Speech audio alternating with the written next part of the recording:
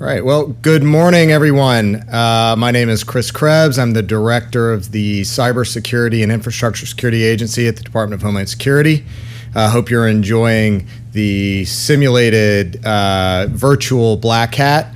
I know we're all disappointed that we're not in Las Vegas this year. Instead, I'm coming to you live from, or taped rather, from Springfield, Virginia. Tried to make this as real as possible. So last night I skipped dinner, stayed up till 5 a.m., smoked a pack of cigarettes, drank a bunch of Red Bull, flushed a bunch of money down the toilet. Then I got up and I walked 5 miles down here in 90-degree heat. So I'm feeling Vegas right now. Hopefully the rest of the content will come across. So CISA, we're the youngest federal agency. We're responsible for civilian cybersecurity, and that includes leading the nation's critical infrastructure protection activities. What I'm going to talk to you about today are our efforts to secure federal elections, election security. Pretty significant undertaking right now with the 2020 election just a few months away at this point. What I want to talk about is where we were in 2016, where we are today in the run-up to 2020, and then talk about what we actually have to do to get ready, left to get ready for 2020 and then beyond. So let me start with 2016. So just about this time 4 years ago, June, July, August, it was becoming readily apparent, very clear that Russia was intent on disrupting the 2016 election through a variety of techniques. Cybersecurity, targeting election infrastructure, hack and leak attacks on political campaigns, and launching a broader influence and disinformation operation. So in response, the federal government mobilized. But I think if you talk to anybody that was in my seat or comparative roles in the last administration, I don't think anybody would necessarily have been happy with the constructs, with the mechanisms that they had ready to go. So really, there are three elements of 2016 that I think are important to keep in mind. First is, again, there was an ad hoc response that was pulled together just based on a lack of existing structures. Nothing wrong with that. It just wasn't a top priority at the time because it wasn't clear that there was a threat prior to last summer or to that summer. Second, well, just to be frank, the Russians likely targeted all 50 states. It wasn't one state, it wasn't two states, it wasn't swing states. They did research on all 50 states. So this was a broad campaign. And then I think the third thing to keep in mind, the most important likely, is that there's no information based on what's available to us that they were able to affect a single vote, to change a single vote through cybersecurity or cyber means. Nothing's changed on that front, honestly. We still don't have any information, intelligence otherwise, that would suggest that they're in a position or have a capability to do that. So let's roll it back. Why was it an ad hoc response? Well, again, there wasn't a dedicated approach written down on a piece of paper historically on election security. The security research community, particularly the bubbas that would typically be down the street at DEF CON in the villages, sure, absolutely, they've been aware of risks to voting equipment for a decade or more. But again, there were no dedicated structures, mechanisms, ISACs for election security purposes. So they pulled something together. DHS, the FBI, the intelligence community, NSA, and others got what they could, pulled it together, and launched what was from a cybersecurity perspective, a successful defense of the 2016 election. Now, given that targeting, given that broad understanding of what the Russians attempted, they put a playbook out there. The Chinese were able to see it, the Iranians, the North Koreans, cyber criminals, everybody understood that this was a target set that would generate a lot of activity.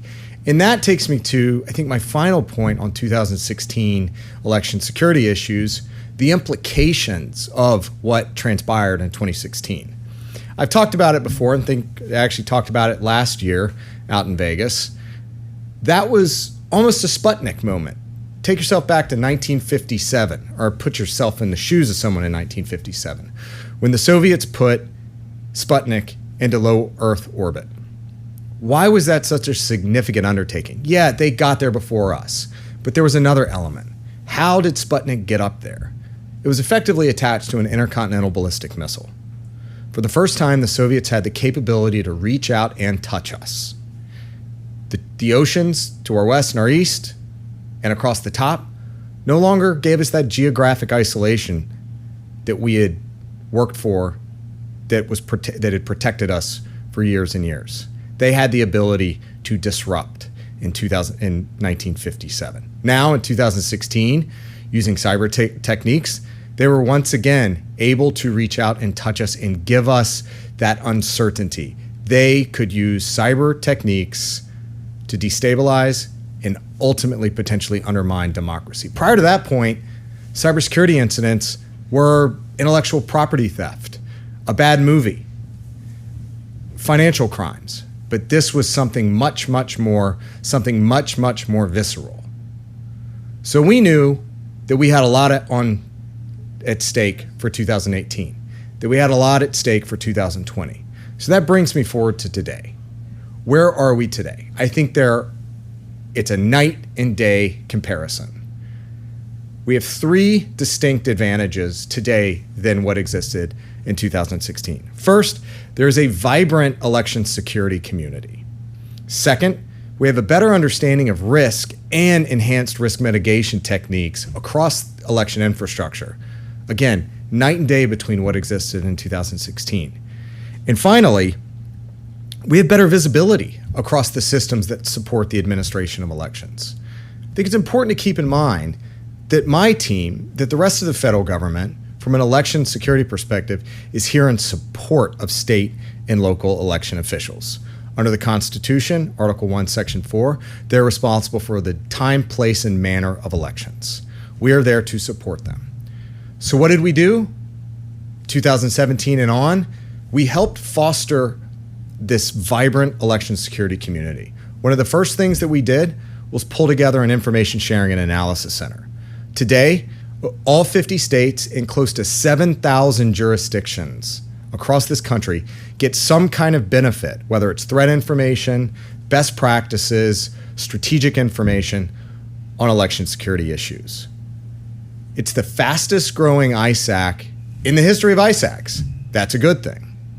We also have been providing services, technical capabilities out there to our partners. And how do we do that? Well, we've also pulled together mechanisms like our Sector Coordinating Council that pulls together all levels of government, federal, state, local, tribal, territorial, private sector, security researchers, bring everyone together to analyze issues, analyze trends, pull together best practices. As the Congress appropriates money for election security grants, we've been able to develop investment guidance on how they can best buy down risk. And it's not just sitting there taking a guess. We use the techniques, the tools, the services that we've provided over the last couple years to inform that guidance. We've conducted risk assessments, penetration testing. We understand generally across the board what the shortcomings and challenges are, and we've tailored that guidance specifically to those officials. This risk understanding is also better, as I mentioned. So in 2016, we didn't know how these elections were run. We didn't understand the different techniques, the different mechanisms, different processes, the different systems that were in place across the states. We've invested significant resources, not just analyzing these, but working with our partners to understand the systems they use. They told us what their issues were. So based on this risk guidance, we've been able to invest in capabilities and risk management techniques. One of the best risk management techniques right now, paper. We have from day one encouraged states to shift to some system that has a paper record associated with every vote. That's important. In 2016, 80% of votes cast had a paper record associated with the vote. For 2020, we're on track for 92%. And actually, we might even do a little bit better, and I'll come back to that in just a minute.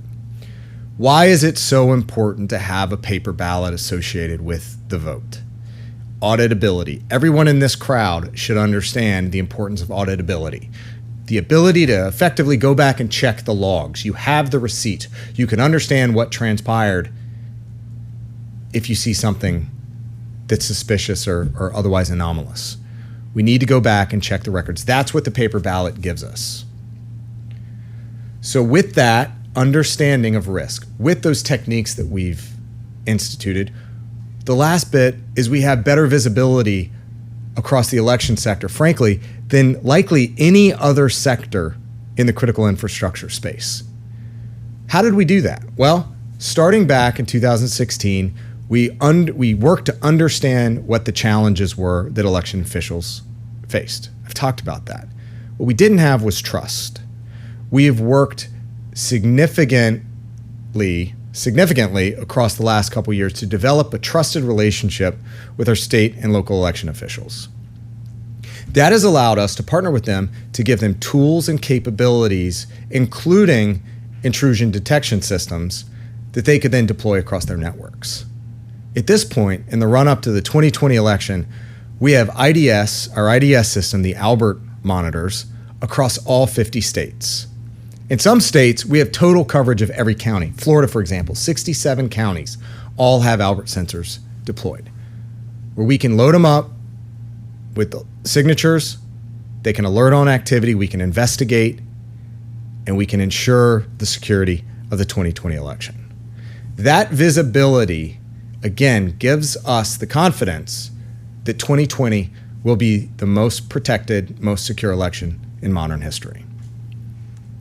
So when we think about what's next, we have to look forward to November 2020. We've done a lot. We've invested a lot. We have capabilities, but there's more to do. For one, we have to continue preparing for a capable disruptive actor. We also have to recognize that change is in the air, literally COVID, changing the way that elections happen across this country. Lastly, you come into play here. We have to have an informed, patient voter. So let's take it back to the top. Capable, disruptive adversaries. At this point in 2016, we had done a number of incident responses. We had intelligence that gave us a good understanding of what the adversary was doing. Today in 2020, based on our visibility, based on the intelligence, the focused mission of the intelligence community, the NSA, cybercom's efforts, we are still looking around to see if, in particular the Russians, but also the Chinese, the Iranians, and North Koreans, or others, are targeting our infrastructure. Based on that visibility, we see activity on a daily basis. We can't attribute it directly to any state adversary or state actor, but there's a whole lot of scanning going on. Absolutely. But again, nothing at the directed, focused effort of 2016. Now, I don't know about you. I'm a little paranoid. So I'm not resting on my laurels. I'm looking at what else is happening out there. I see ransomware attacks happening on a regular basis, not just at state and local governments, schools, hospitals, and also financial institutions and elsewhere. So when I look at the remaining time between now and November, I'm thinking about that ransomware actor. I'm thinking about what we need to do to protect those at-risk systems, when they would be at their highest level of risk, and what we can do in the meantime. That's why last year we launched a voter registration database ransomware initiative to work with our partners in state, local, and the private sector to secure those systems. Better configuration, multi-factor authentication, doing the basics right. But there's a second piece of this. It's not always about the systems. It's not always about the people. Sometimes it's about the processes.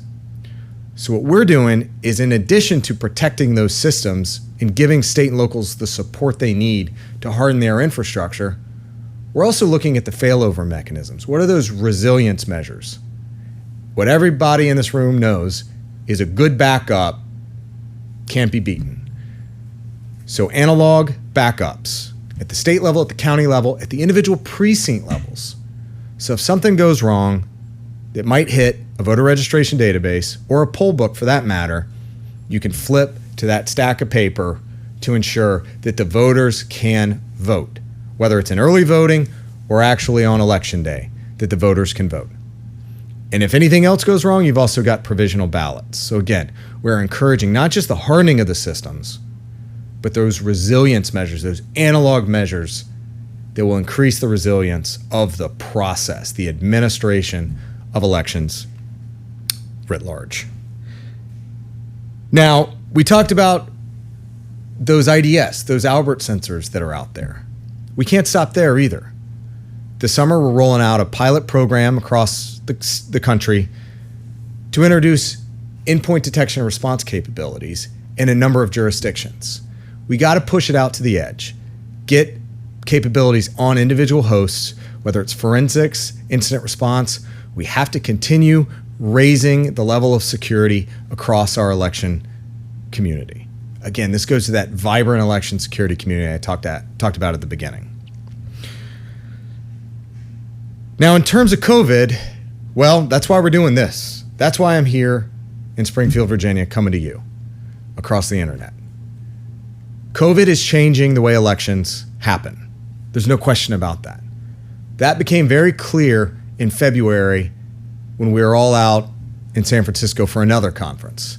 We knew that COVID was changing the complexion of elections. It was going to change how the voting process would happen in person, social distancing, masking, PPE, disinfecting, throwing away pins. We knew that that was going to change the way elections would happen. So we immediately partnered with CDC and HHS, again, through those coordination mechanisms that we developed years ago, to pull everybody together, develop guidance, develop plans. So over the last several months, we've issued a significant amount of guidance through our coordinating councils. But it's not just about the in-person voting. Many states have adopted changes in the way the vote will take place. And that includes adopting absentee and mail-in balloting. So we talked about that 80% and 92% shift. Well, you might say, hey, 92% is not good enough. How do we get to 100? Well, adopting some of these new technologies takes time. It takes training. It takes money.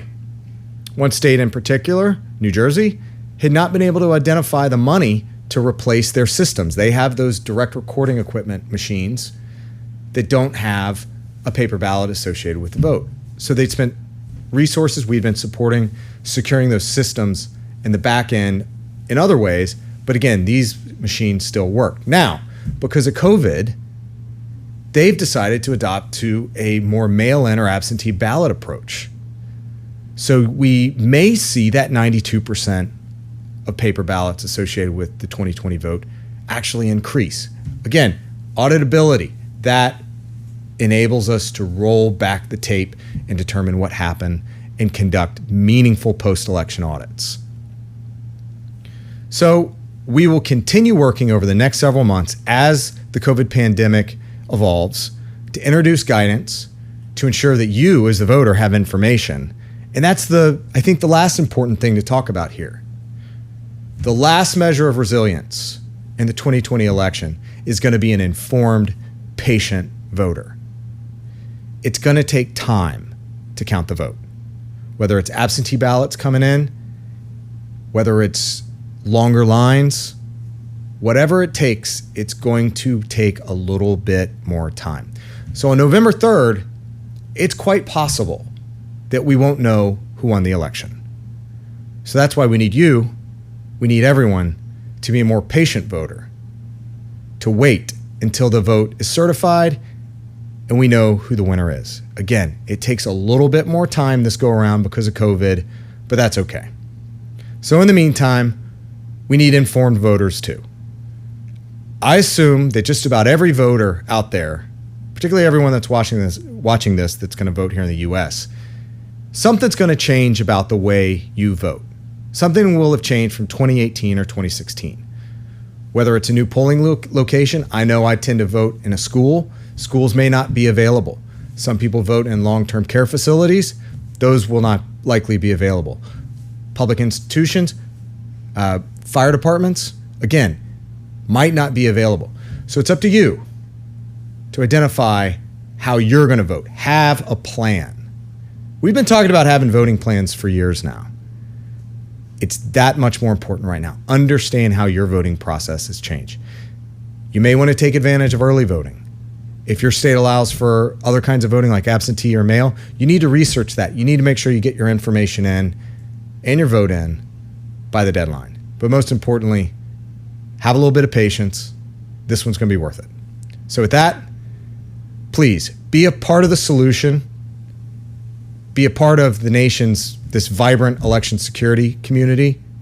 We're all out there to defend democracy. So join us CISA, join us in the state and local election community, because what we're doing is defending today, but we're securing tomorrow too. So thanks a lot.